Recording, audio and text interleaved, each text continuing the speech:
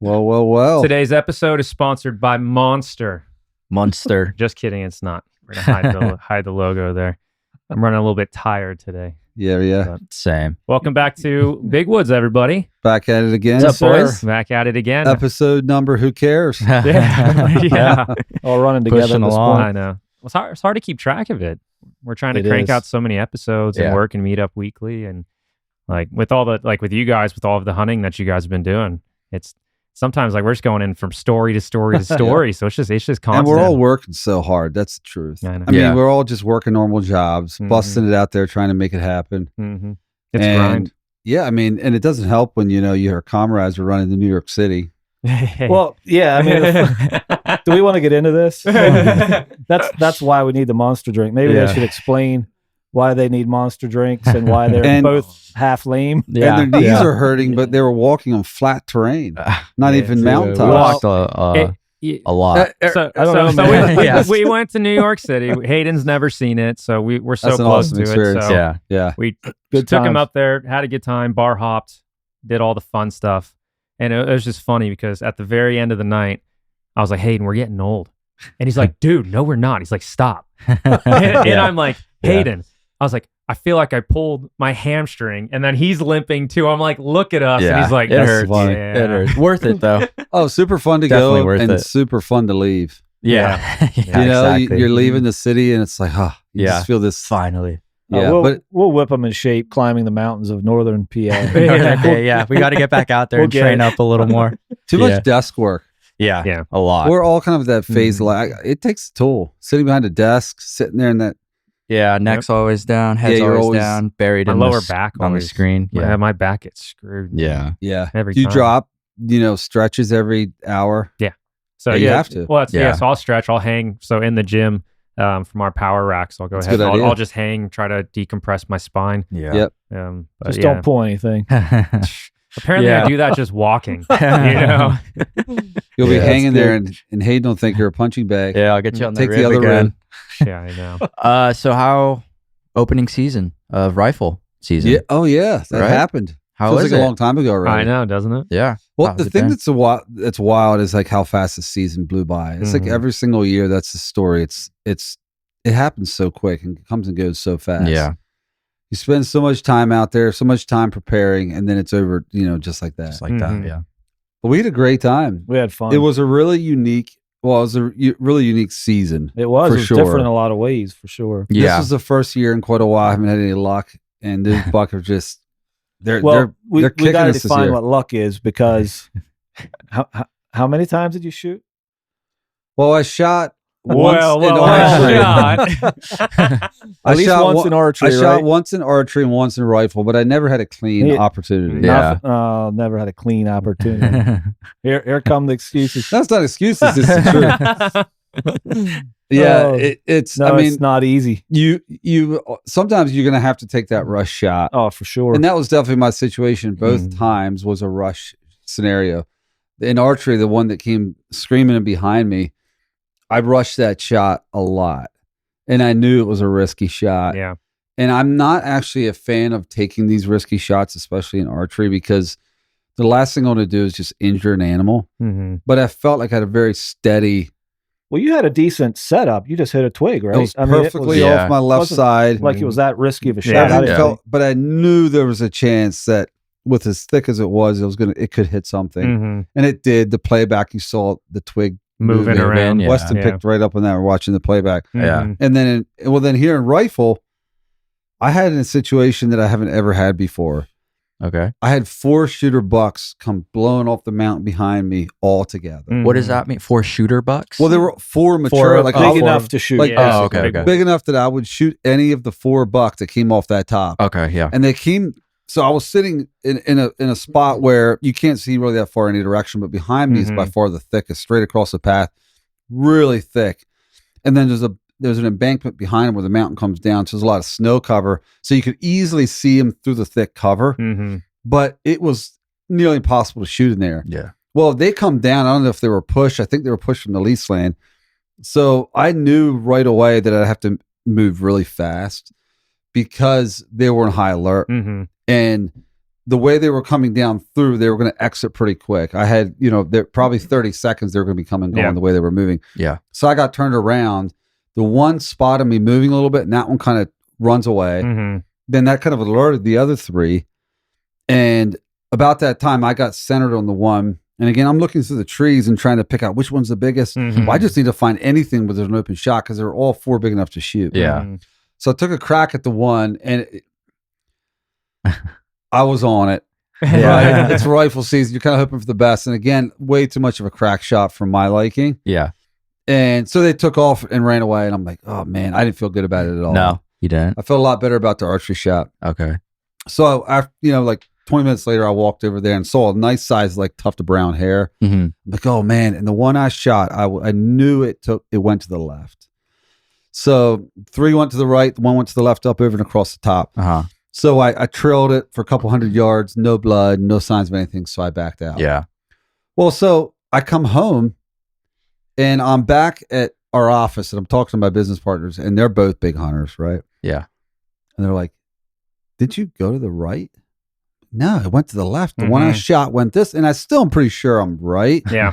But now I'm second guessing. Yeah. And dude, that can happen so easy with hunting. You can think the deer went this way, went that way. Mm-hmm. Yeah. You get all turned around in the heat of the moment, and you can so I ran up there this past weekend with my daughter, got some hunting in with her, and a father-daughter weekend with my youngest one. Yeah. So cool. And went and looked for it, we couldn't find it. And then shot a doe the next day. Because you had no blood at all, just hair, right? No blood, just that like. The weird thing is, even with rifle season, with gun hunting, a friend of mine shot one this rifle season, not a drop of blood. Really? With a rifle. Hmm. And it died within, I forget, 75 yards, but not one drop of blood. That's crazy. Was it pretty through unusual, or was it just... No, it went in at a quartering away, I believe, and lodged in the far shoulder and never had it. It didn't have an exit. Yeah. So it can go away sometimes without blood, even with a rifle. So that's why. Without an exit. Without an exit, even with a rifle. Yeah. So it's unusual, but it's possible. Mm-hmm. But it's kind of tricky because, I mean, it's so much easier in rifle season than archery. Yeah. The high caliber rifle just puts a deer down. So what rifles are you guys using? Well, I'm using like a 270 Winchester. Yeah. That's what I was using. That's the ones that we went to the range and dialed them in. Yeah. Yeah, that one. Yeah. That thing was fun to shoot. Dude. That was fun. It's powerful, when you were shooting from the range, it was kicking you back. You got to really tuck it in your shoulder. Yeah. So that's dude, look at this. So Myron actually sent me over clips from that. From the gun range. That was fun. So we went to the gun range. I'm going to say it was a Wednesday before the opening weekend. Yeah. So it was a couple of days before rifle, and it was packed. I went to a public land. Yeah. A public land shooting range. Yep. And it was full. Oh, there was guys lined up everywhere. Oh, yeah. Oh, there's Hayden. Let her rip, Hayden. I'm like, what am I doing wrong? Oh yeah, you got to put one in the chamber. You got to slide your pump front. This is where it jammed just a little bit. Yeah. Sorry, that was a wrong clip to say. I'm embarrassed. Now you look like a rookie. Come on, man. I'm embarrassed. Oh gosh. But they pack a punch, and I mean, you shoot one of those rounds into a deer, and they don't typically go far. Yeah.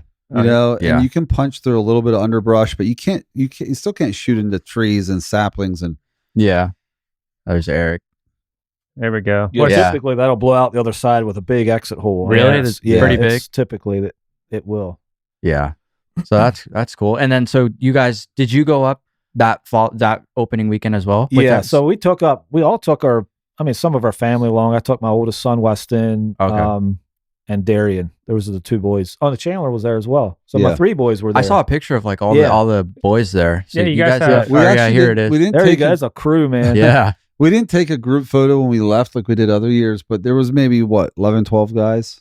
Yeah, probably. Oh, so nice. Our tradition is basically my brother from New York comes down, and he is 4 boys. Is this all your family? Track. Yeah, this is all family. Yeah, so my son, my brother from New York, nice. His one boy, second boy. That's this my is son, one Chandler. of his older boys, and then his other son's over here. You can't see him. This is Chandler. This is Weston's or Gerald's son. Oh, you have 3? I don't know where Darren. Yeah, I have 3 boys and 2 girls. Oh, wow. Okay. Then that's actually my son-in-law.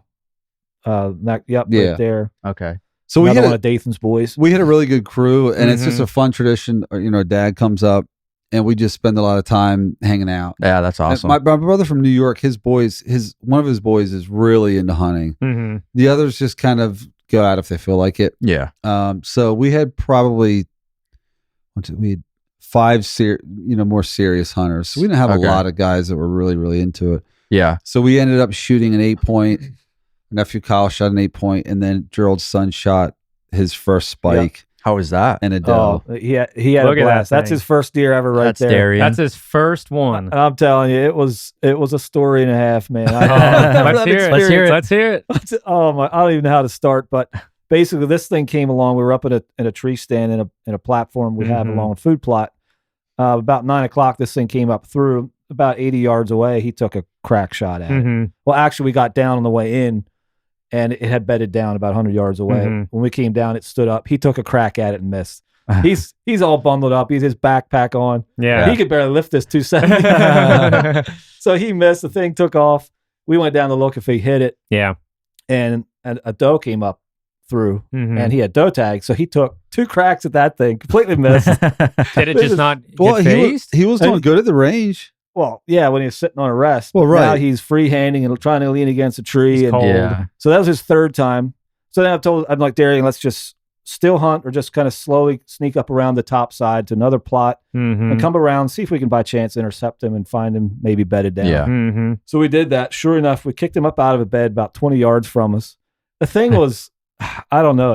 It wasn't running off. Yeah. He got up and bedded down and he got up again. I'm like, Darian, shoot.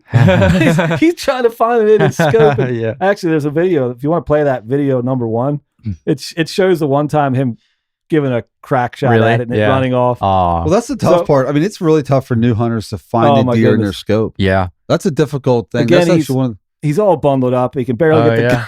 Look at him. This is funny. You'll see the deer running off in the distance here after he takes a crack at it. That's so cool, man. What's this plot 1? No, this is plot 3, just down from the hawk stand there. There you go. And he's all frustrated. He's like, oh. That's cool. You got the deer just running off the road. So he thinks the hunt is over at this point. Right. Look at the look of defeat, unfortunately. He was pretty close. Yeah, it was. It was 20, 30 yards. It wasn't that far. I'm not sure if it was in his scope. It probably wasn't. Because I was there, shoot. Dad just said shoot, so I'm just going to pull the trigger. Yeah. So he thinks his hunt is over at that point. And it's like, well, we're going to keep following him now. So follow him another probably 30, 40 yards. Yeah. And saw him again. And we set up again, took another shot. This is like 4 shots by now. He runs off again. Every time he just run out of sight. We kept tracking him, come back around and cut him off. Yeah.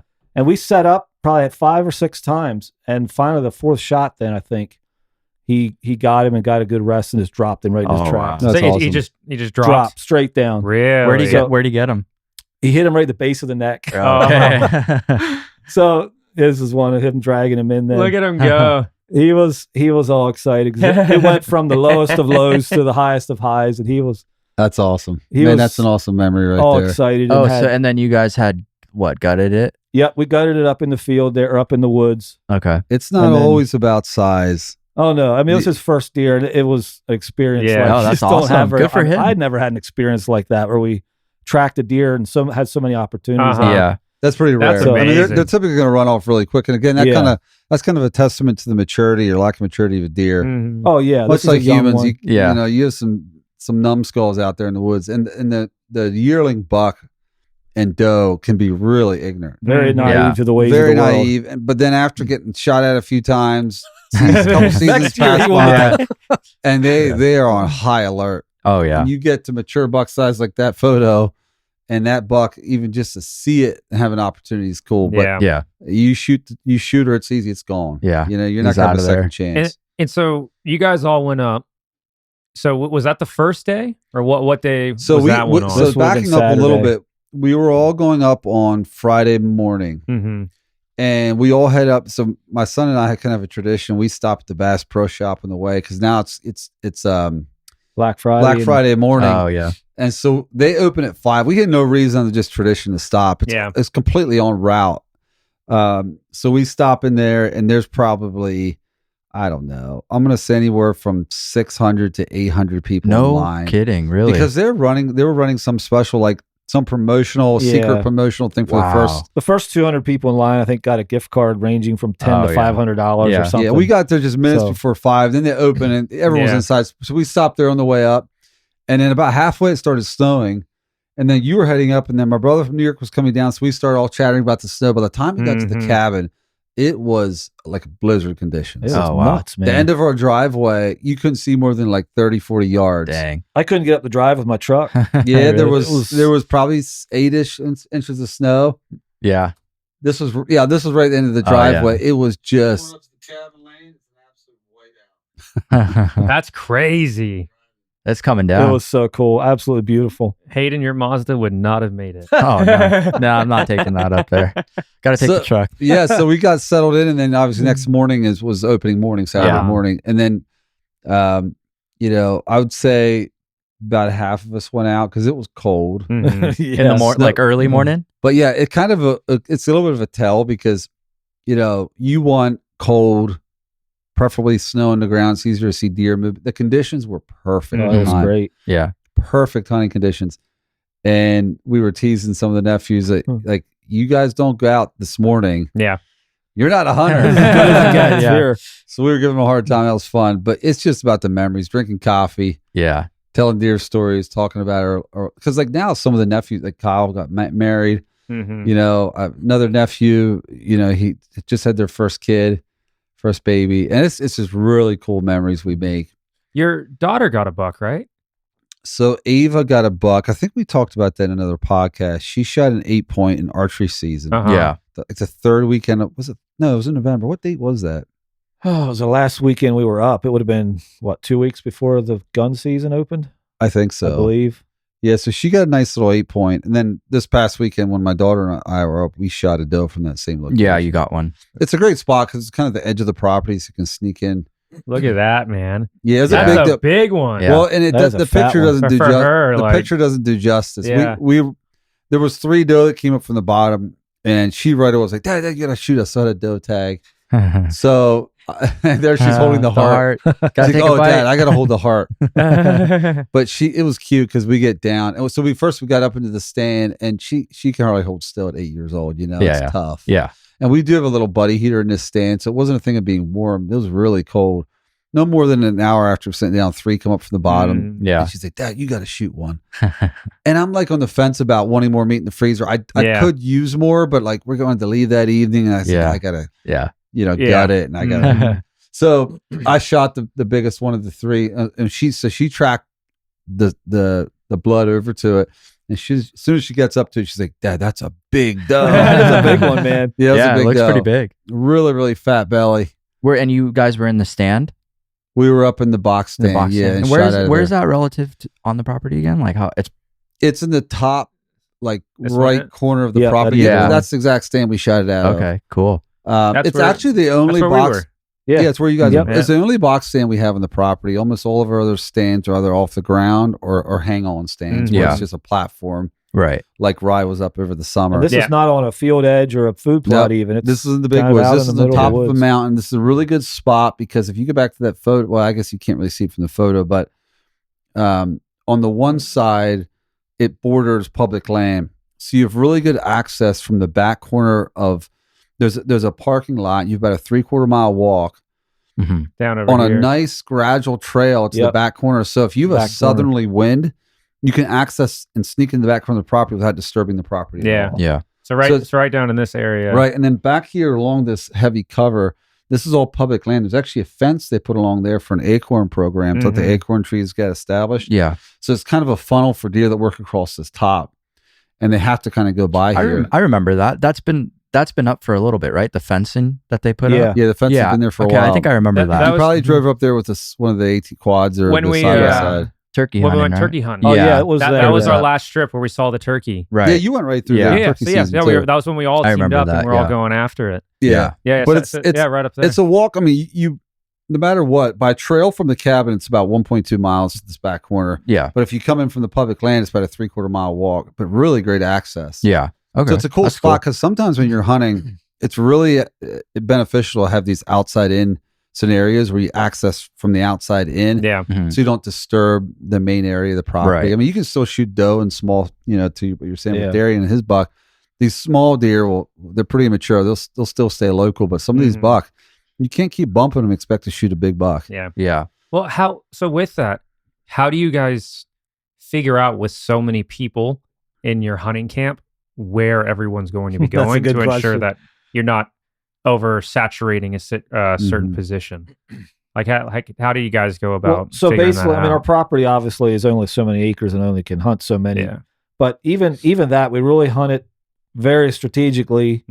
We have a decent amount of cameras out, so we kind of know a little bit what's going on. If there's no action, we're not burning that stand out. But it all comes down to wind direction, all the weather, everything we've got to take into account. But most of the guys, nephews, cousins, are going out on public land. Got it. Yeah. And then there's only we try to keep the younger kids, his girls, my young Darian, With the you younger guys. kids more hunt the property, and the older ones go out on the public land. So we just keep spread it out. Otherwise, you would burn the stands out. And it's not too quick. difficult because there's thousands of acres of public hunting land. Yeah, there's plenty of places to hunt for everyone. Right. It's more in rifle season, and this is the thing I don't like about rifle season. It's more about avoiding other hunters. Yeah. Was it? You can get a really good spot almost anywhere. Not anywhere, but there's a lot of great spots if you can find spots that aren't overpressured from other hunters. Yeah, in definitely. archer season, there's not much pressure at all, but in rifle season, there's guys kind of all over the place. Were It's your like neighbors this going orange at it? army going out into the woods. So you're hearing the shots Oh, going you hear around? shots. Oh, yeah. Your I neighbors mean, were by going. noon,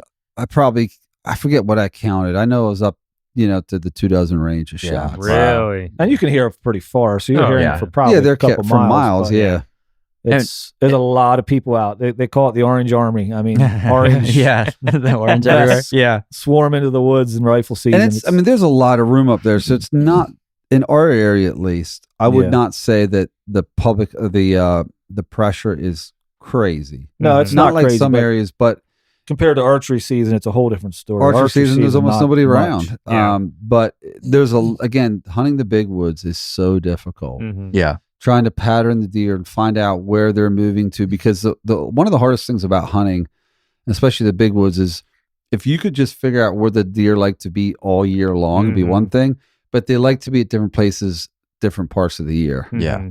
So figuring that out, and then as soon as they get bumped out of an area, then logging happens. There's so many variables. Trees change and how they produce acorns from one year to another. There's so many variables that just make it challenging all the time. And even then, after the first day of rifle season, the deer are pushed pretty much everywhere. So then they tend to dive back into the deep cover. So even when was that Sunday evening? One of the evenings, we got a little bit of a drive together. Got all the guys out, went and pushed. Had set guys up to stand and had guys pushing it out. Yeah. So we saw a bunch of doe that way, but didn't kick up any. Did you get anything so far? I did not. No. I had, like I said, I had opportunities in archery. Then in buck season, I was kind of just hunting with Darian and hanging out with him. Is it typical? Like, have you gone time before where you just haven't gotten anything for the year, or I guess think the it's seasons? Only year that all three of us, me, you, and Weston, have not got a buck at this point. Yeah, it's only a year that we haven't gotten anything. Most times, at least 2 out of 3 have. I mean, it depends. Yeah. But Yeah, like last season, all three of us Sometime all got three. a buck. Yeah. Shot a buck. Well, Different. Well, for you though, you had the great experience of your son who you've Oh, yeah, I would- mentored going through that. I would take that over shooting a buck myself Yeah. anyway. Yeah, I that's mean, awesome. it's just so much fun. What was that like for you? Like as a father, seeing the next generation. I don't Like, even know how come to into- explain it because it's like Darian at this point, he's 12 and hasn't shown a huge interest in hunting. I mean, he likes going out, but if it's cold, he don't really feel like it. He's playing sports. He loves hanging out with his friends and playing sports. But him going up now and shooting his first deer, it's going to change that. There was a light in his eyes. He shot that deer, and he comes in, He looked happy. and then that evening you were going out, and I could tell you were kind of angling to go out by yourself. Yeah, I was going to go He was out like, in "Oh, a good spot and He's sit. like, "Oh, Darian, Yeah. I think that you shot your deer." He's like, I'm gonna walk pretty far. I wanna Darian's go like, along. Dad, I want to come along, and like they can switch just Yeah. like that, Yeah. Right. where they catch that bug, and that's certainly been the experience for my 2 oldest. I mean, they totally are hooked. I mean, my daughter now is just completely hooked. I think she'll always hunt. And how do you train, your younger kids with these guns or bows? Is there anything particular that you kind of teach them? I think it's different for everybody. I shouldn't say different for everybody, but it depends on your child. Well, I say like think about us. Like in California, it's not something that people do. They don't. Yeah. Like you're not trained for that. We weren't trained as kids to shoot. I didn't shoot until I was in my 20s. It's so cultural. I mean, I still laugh when I heard Rye talk about. Man. You should probably tell that story. Like that's just a difference of like this. Yeah. People that are not raised in this culture, the people that are. Yeah. Yeah. I mean, my kids have walked around with knives and guns since they were little. Yeah. The first time I brought Mariah up to the cabin. I don't know if I told you this story. So the first time I brought Mariah to the cabin. Oh, yeah. I know. Myron's little girl, this little tiny girl is walking with a giant machete. Oh, yep. And she's just walking with it, and Rye's walking up like, just freaking. Oh my goodness. She's like, I love this. Yeah, just this little girl in little cowboy boots with a giant machete in her hand. She walks around in the summertime with her Daisy Dukes on. Yeah. With her shorts, like shorts, because she's always overheated. Yeah. And she's carrying machete. And it's the most, that's awesome. That's her. That's her in a cool. nutshell. And I think, like, I have to look back to when we were young because I remember so vividly. I'm going to say I was at the age of 11, 12 to 15, kind of in that age frame where you're kind of like, you get to the point where you understand the dangers of these tools and these guns and stuff. Yeah. And I remember my dad one time saying, I was coming back, we had like our house and there's a shop where he had all his stuff for his business and stuff. And we had our guns and whatnot in there. So I come in and out of there with guns. And I remember him telling me one time, if you ever come in here with a loaded gun, you won't touch those guns till you're 16. Yeah. And I never forget thinking, I got to be careful. Right. Yeah. And he was so anal about the direction of that gun, where it's pointed. I don't care if it's loaded, unloaded. Yeah. He was like hyper. And that was good. So exactly. Was. So with my kids, one of the ways I did it was I would get them the little Daisy 1-pump BB guns at a pretty young age. Obviously, they weren't shooting it without my supervision, but it's a 1-pump, minimal. I mean, you could put an eye out for sure. But you teach them gun safety, where they're aiming it. Yeah. Right. You know, you can't wave it around. Teach them how to load and unload it. You teach them the fundamentals of you can't go inside a building, can't get in a vehicle. Yeah. You know, the direction of your gun, or when you set your gun up against something, don't put it where it can fall over. Right. There's little things you can teach them, and you start sowing those seeds when they're really young. By the time they're 12, 13, 14, 15, it's imprinted. My son doesn't want to make a mistake. Like he knows that he is going to hear from his dad, because you can't make any mistakes. No, there's no room for error. Right. And Pennsylvania does it good, I believe, and with that mentor program where you can take your kid out with one gun. So you're taking him out at a young age, like for Darian. I'm mostly carrying the gun and I'm showing him as we go, and then we're in the field. Yeah. Just teaching him as you go. Yeah. It's an opportunity to learn, but it is extremely dangerous. There was a guy got killed in Pennsylvania this year, actually. Oh, wow. And they were doing a deer drive, kind of like we were up there in the woods. I think it was actually an Amish guy. It's like improper handling. Well, they had a line of hunters, and a buck broke back through the line. Oh, shit. And two guys shot this deer, and one of them hit. Oh, man. The guy got hit in the thigh, and it was a really remote area from what the article was saying. They couldn't get him out for a long time, and I think he bled to death. I will say, and when this happens, I can tell you that almost every time it is from people who have not been taught from a young age. Yeah, I mean, I see there's a lot of situations where these kids really didn't have parents that maybe hunted much, or they really weren't taught, and then all of a sudden they get into it. Yeah. And they're not taught any gun safety whatsoever. Yeah. And they're just going out there and they think that they can just shoot any direction. Yeah. You know, I remember the other thing too when I was young was like, I had gotten a 22. This is a crazy story.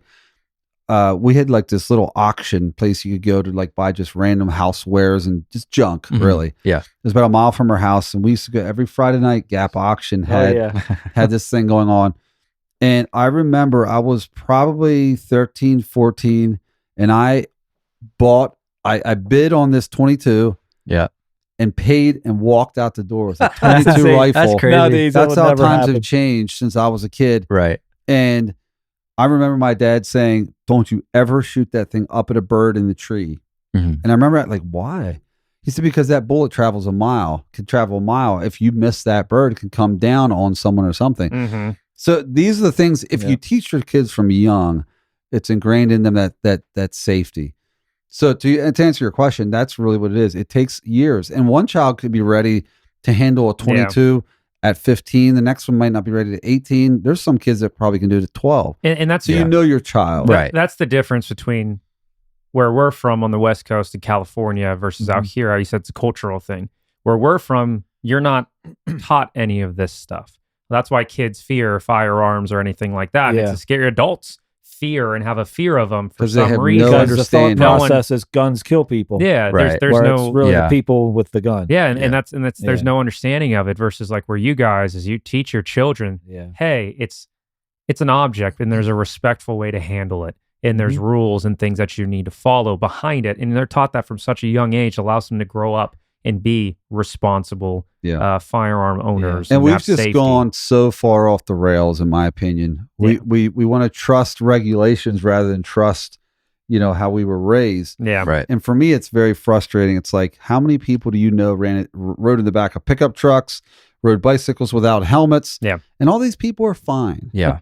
Drink water Okay. from a hose. Yep. Exactly. Yeah. We don't need the government to tell us how to be safe with each other. Yeah. It's frustrating for me, but that's a whole nother tangent there. Before we wrap up, two quick things. One, a question: Does your whole family love hunting? And two, I think you wanted to shout someone out today. Yeah, for sure. So no, the whole family does not love hunting. I mean, I have a brother from Kansas, and it's funny because he's one of the greatest whitetail states in the entire country. Yeah. He just Zero wants interest in nothing to hunting. do Zero. with And it. he's like, oh Zero. yeah, guys from church, the one guy was talking about this, he's using his hands to depict how big this buck is. I'm like, are you kidding me? He sees this thing in his backyard. And then my wife's cousin, actually, they live on a farm out there in Kansas, and they see giants and Yeah. shoot giants. So, and he's not into hunting. So yeah, we're not all into it. Yeah. Yeah. My dad doesn't really hunt anymore. Like you said, like one of your boys doesn't show a lot of Chandler's not showing a ton of interest. Oh no, he goes up for rifle season and hangs out. If he wants to go out, he does. If Yeah. not, he sleeps in. Yeah. And at the end of the day, honestly, that's what it's about. It's having Right. fun and enjoying the process. So Yeah. it's whatever the individuals want. But Yeah, for sure. And you mentioned about a shout out. I think it was in our notes for the subject today. We do need to give props to our wives.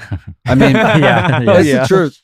We hunt a lot. I mean, I hunt a lot, and not as much as I want, but to her it feels like a lot. Yeah. She's quality time. She's a quality time gal. She's an amazing woman. She never complains about me taking off and going and doing what I love. She's so supportive. That's awesome. And I'm so thankful to be with someone like that. Yeah. I think that's the worst awesome. comment she ever made was something about being a widow. A hunting widow or something. How would she say that? Yeah. I'm like, when she said that the first time, I'm like, wait, what does that mean? You're not a widow. Yeah. Right, easy does it. No, that's awesome. Thank you, babe. good. You're Yeah. amazing. Yeah. Awesome. And on For that sure. note, thank you guys for another great episode. You got it. Thank you. Good Good job, stuff. guys. Till the next one. We'll see you next bless. time.